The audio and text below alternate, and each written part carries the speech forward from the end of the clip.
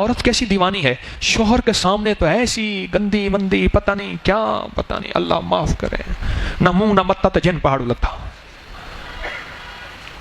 اور لوگوں کے سامنے تو بن سور کے جا رہی ہے. تو کیسی دیوانی ہے؟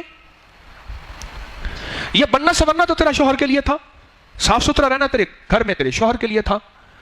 وہاں تو صاف ستھری رہتی نہیں اور عذر کرتی ہے، بچے زیادہ ہیں، گھر کا کام زیادہ ہے اور گھر کی مصروفیت زیادہ ہے،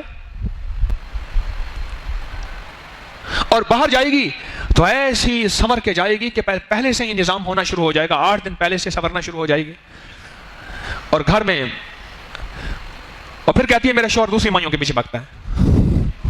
نیادی مار کو بھی کٹی لگی تو خود ٹھیک نہیں تھی، تو خود ہی ٹھیک نہیں ہوتی، تو خود اپنی اصلاح کر.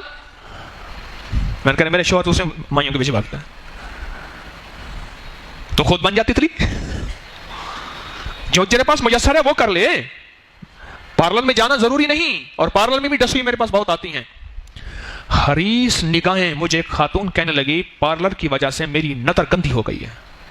مجھے ایک خاتون نے یہ بات کہی، اس نے توبہ کی کہ پارلر کا کام اتنا عرصہ کرتے رہی، میری نظر گندی ہو گئی ہے، میری نظر گندی ہوگی، اب جس پہ لگتی ہے اس کا نقصان ہو جاتا ہے.